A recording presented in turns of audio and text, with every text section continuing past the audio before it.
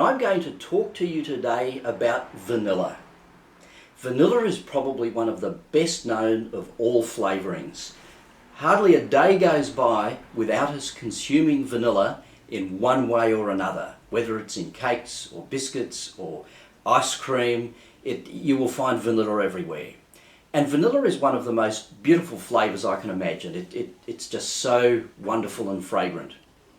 What's really interesting about vanilla is that it comes from a bean which grows on a tropical climbing orchid which is native to Mexico. It's quite amazing when you think about it that vanilla was not known in the rest of the world until the Americas were discovered. And of course, when the Americas were discovered by the Spanish, there were lots of wonderful things that they came across, and chilies is another important one, but vanilla is also one of the most important spices that they found. The vanilla orchid is a tropical climbing orchid, and it flowers, and after flowering a bean forms on the vine, and it looks like just an ordinary long green bean. That green bean is completely odourless and completely tasteless. It has no flavour or aroma at all. And the flavour and aroma does not occur until the spice has been cured. And the curing process takes quite a while. It begins by heating the vanilla beans, and what heating them does is it activates an enzyme that naturally occurs in the vanilla bean that ultimately gives it its flavour. After heating, the vanilla beans are put out on woolen blankets in the sunshine where they will absorb the heat of the sun during the day.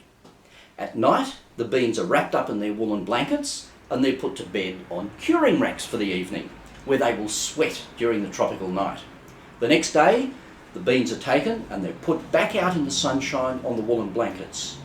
This process goes on for approximately 28 days, with the beans being put out in the sun and being wrapped up and put to bed every night. The head vanilla curer has to monitor these beans very carefully because they will vary in size, the amount of moisture content, so they can't all be cured at exactly the same rate. If the beans are cured too quickly, then the optimum flavour development won't occur. And if the beans are cured too slowly, the moisture content will not be driven out rapidly enough and the beans will go mouldy. So curing vanilla is very much an art as much as a science. After that period of about a month where the beans are put out in the sun every day, they are then wrapped up in large bundles and stored away for about 6 to 8 weeks. At the end of that period, so we've had a total of about 3 months now, the beans are fully cured. And a fully cured vanilla bean is really something that's quite wonderful. It is beautifully aromatic and fragrant. It is very soft and flexible, so when you twist it around your finger like that, it'll be like a piece of soft pliable licorice. If you have a vanilla bean and you bend it and it snaps because it's so dry, it's what we call a has-been. It's had it. It's old, it's lost its flavour, it's not worth using. There are a number of ways you can use a whole vanilla bean. You can put this into a dish while it's cooking, and during cooking the flavour of vanilla will infuse into it. So say for argument's sake you're poaching pears in champagne to have for breakfast, which we do quite often if we get the chance. You put the vanilla bean in, and while it's cooking the flavour will infuse, and at the end of cooking take out the bean, wash it, dry it with a piece of paper towel, and then store it in a sugar canister. That way you will have your vanilla bean nicely stored for when you make poached pears in champagne the next week. You can use the vanilla bean at least 2 or 3 times this way. One of the reasons we recommend putting it into a sugar canister is that by storing your vanilla beans in a sugar canister, and even when you've finished with the bean and you've used it 3 times, still put it back in the sugar canister, because then you will be creating your own homemade vanilla sugar. Most commercial vanilla sugars are made with artificial vanillin powder mixed with lots of sugar.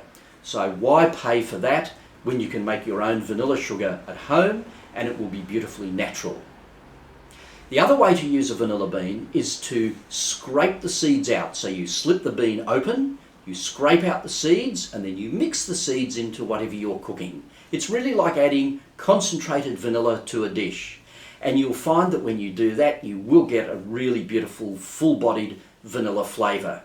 If you're mixing the vanilla into something that is not going to be heated or cooked, so say you're putting it through cream to then serve with a dessert, I recommend doing it several hours before you're going to serve it, because you really need that time for the vanilla flavour to properly infuse through the cream. If you do it only say an hour before the guests arrive, you'll find that you won't get the optimum flavour.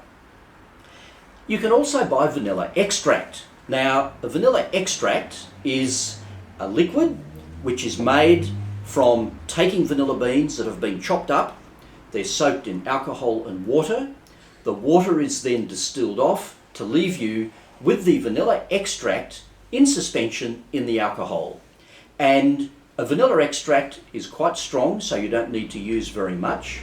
There is a requirement to make a minimum standard vanilla extract that a certain number of beans are used per litre of alcohol. You will notice the Herbie Spices vanilla extract is labelled as 2 folds. That means that twice the standard quantity of vanilla beans per litre of alcohol have been used in making this extract. So you get a nice, good, strong flavour. A lot of people ask us what the difference is between an extract and an essence. Now, an extract can also be referred to as an essence, because what you've created in an extract is the essence of the flavour of vanilla. But if you manufacture an essence artificially, you can't call it an extract, because it hasn't been extracted from vanilla.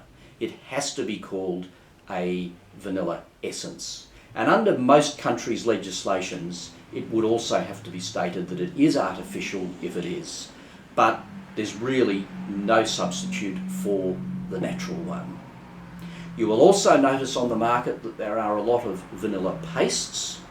We're not really terribly keen on those because the majority of them are very high in sugar syrup.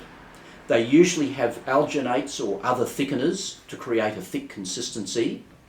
The little black seeds that you see in there are usually an average of around about 15% of the total of the amount of vanilla.